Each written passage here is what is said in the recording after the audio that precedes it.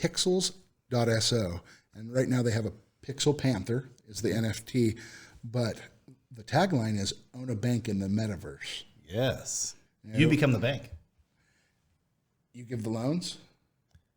There's two different ways to get the loans. You hold the pile of money?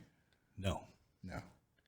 Okay. Let's talk about how we own a bank in the metaverse. All right. So if you own any of the Pixel NFTs, what happens is the project itself is going to allow you to utilize NFTs that you have in your wallet to get access to the cash that those NFTs are worth based off the floor price.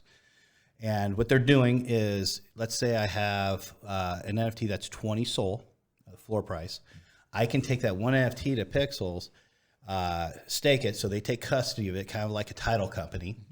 And then and if you want to get a loan from Pixels, they'll go up to 25% of the value of, so 5 SOL. So if you're basically just using your NFTs as collateral. Yes. To be able to get a 25% value loan. Right. And this is typically to access that value to mint and to get into other projects that you see that you could do a quick flip on and that kind of stuff. They do have days. I think they're like 30, 60, 90, 120 days. But if you don't pay that in time, you lose the NFT. That's the collateral. So who gets the collateral?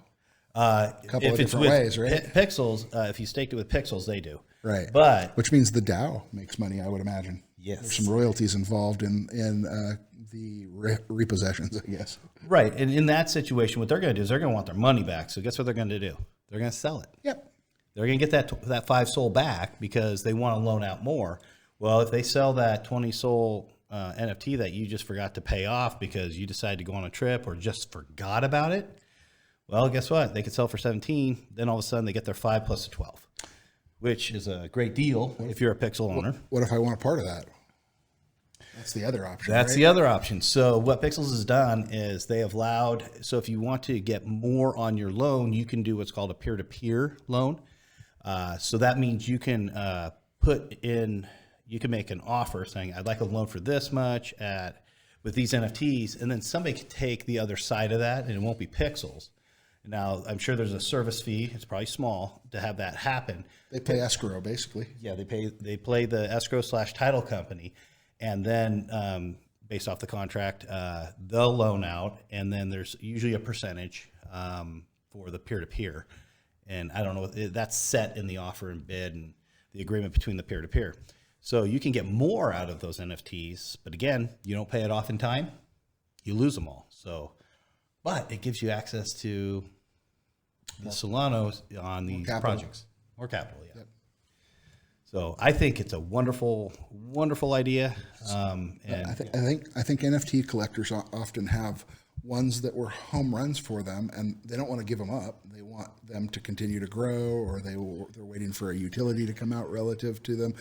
And there's some other stuff that comes up and they want to get involved in. And if it's not in their budget at the time, and they want to buy, say, an OK Bear, and they have a DE Gods or something that's worth it, yeah, they may be able to come up with the rest of the cash by getting the loan and then using that loan to mint out, to buy mortgaging that puppy and putting it in a vault, so you get your other property. And what I do is you should treat this as like a payday loan. Hey, payday's not here for another week. I want in on this project. Get your loan. Payday comes. Get your NFTs back. And in the meantime, you have minted that project or you bought that thing. That's kind of how you should really treat this, unless you really want to get risky and risk everything, because you're giving up 75% to Pixels. And if I think I read somewhere that you could probably go up to 40% peer-to-peer. So you're giving up 60% there, and it's just, I don't know. I'd hate to do that. It depends on how confident you are in your investing skills. And I would imagine if it's being paid to you as a loan in SOL, that could be like, one time we were in a project and a guy needed to, it wasn't payday yet, his wife's birthday, he wanted to take her out on the town and whatnot. And he owned something that he loved in an NFT, but he's willing to sell it to somebody in the Discord channel that was a holder already. And somebody bought it up. And did you buy it? I did. Yeah, you bought it. So he got to take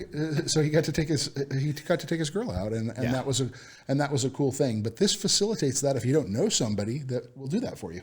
Right, and then like he could have gone to Pixel. Not, this was before Pixels was released and has the utility here, Sure.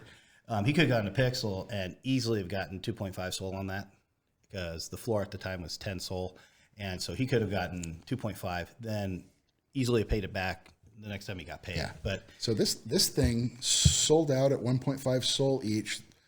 Quite a few of them. Pixels, 3,500. yeah, It was somewhere 3,500. 3,500. Over $500,000 in sales. Mm-hmm. So kind of set up to run a Solana bank maybe. And then utility, the 25% of value, collateral on NFTs. Well, here's the thing. They match up people that want to loan with people that it is very much a bank. So I think their statement is true. Pixels is going to make money hand over fist. Own a bank in the metaverse. Yeah, Pixels is going to make money hand over fist. They're doing it right. They're doing the correct loan to value ratio, 25%. I used to be a stockbroker, so that's kind of what they do for, what do you call it, margin. They used to do 10%. I think it's now 25. So they're doing it right. And so with that, they're going to make a lot of money. And with a lot of money, boom chow. Boom chow.